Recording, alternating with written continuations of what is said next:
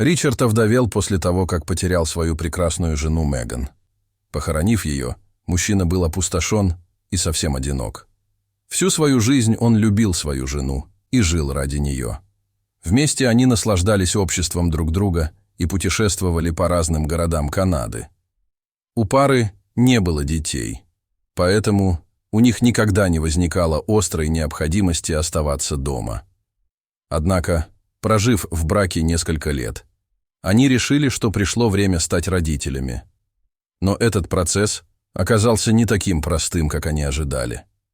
После 11 месяцев безуспешных попыток Меган так и не смогла забеременеть. Поэтому они решили отправиться в больницу на обследование. После того, как были опубликованы результаты, Меган встретила своего мужа у дверей больницы, держа папку в дрожащих руках.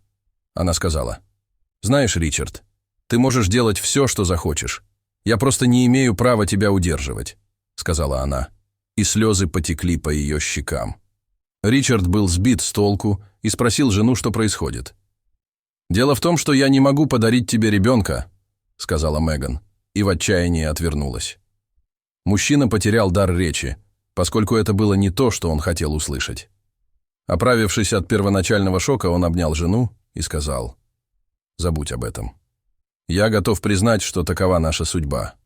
Пока у меня есть ты, я счастлив». С того дня они больше не возвращались к этому разговору. Они больше не беспокоились о том, чтобы завести детей. Скорее всего, они жили для себя и наслаждались своей жизнью в течение многих лет. Когда Меган было за 60, они с мужем отправились в одну из своих длительных поездок в другой город. К сожалению, через несколько дней у женщины начался сильный кашель.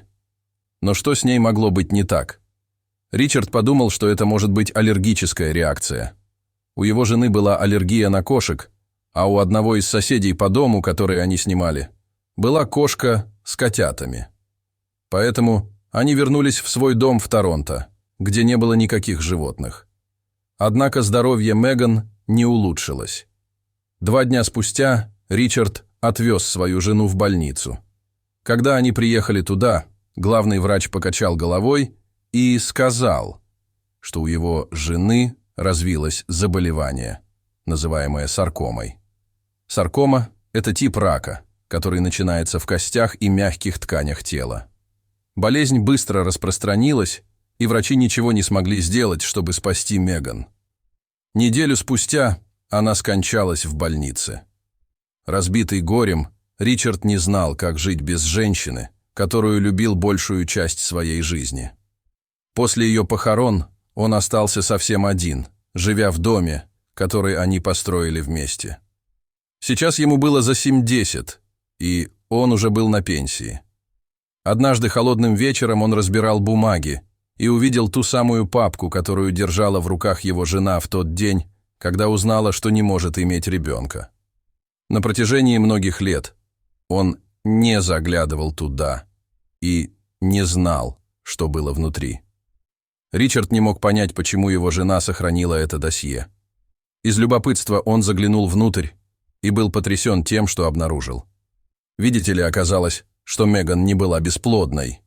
Это у Ричарда были проблемы со здоровьем.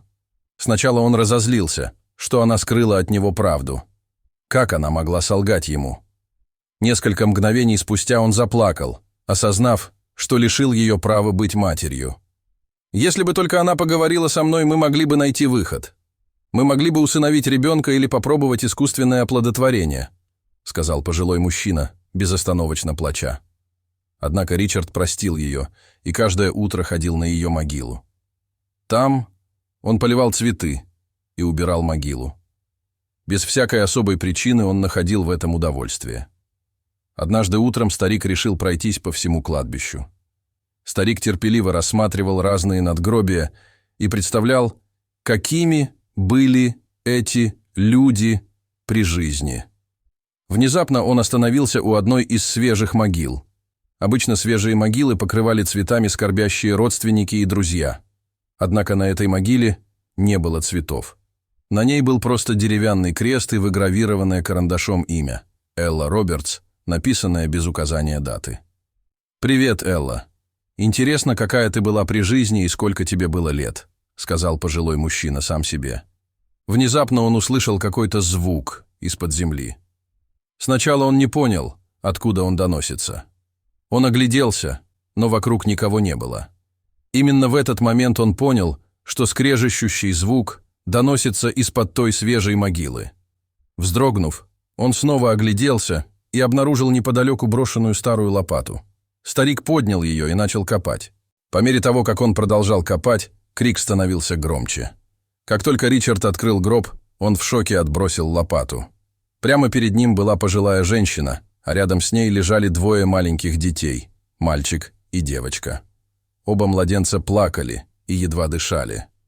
Дрожащими руками старик отнес младенцев в полицию. Оказалось, что пожилая женщина в гробу – Элла Роберт, известная личность в округе. Сотрудники полиции сообщили, что женщина умерла совсем недавно. Но как же дети? И как получилось, что их похоронили вместе с ней? Перед смертью Элла жила со своей внучкой Стеллой. Мать девочки скончалась во время родов, и у ребенка не было отца. Соседи думали, что Элла отправит ребенка в детский дом, но вместо этого она вырастила девочку как своего ребенка.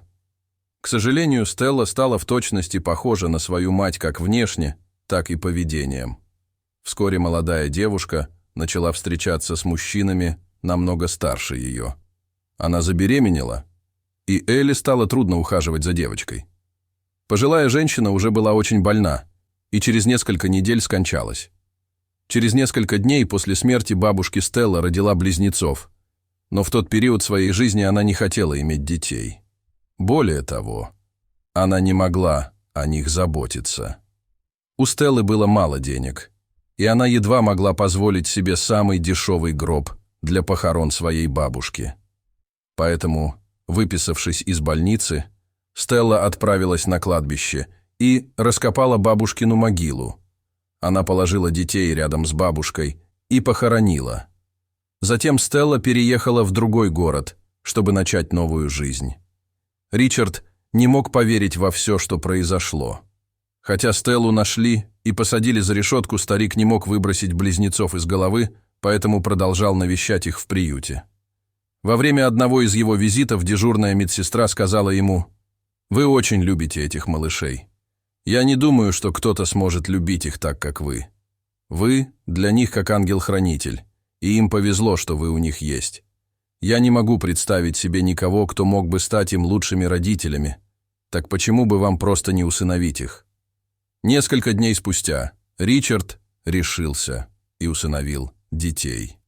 Теперь у него двое очаровательных малышей, и у них все хорошо. Старик стал реже ходить на кладбище и заботился о детях изо всех сил. Возможно, они и не были связаны кровными узами. Но Ричард любил близнецов так же сильно, как любил бы своих собственных детей.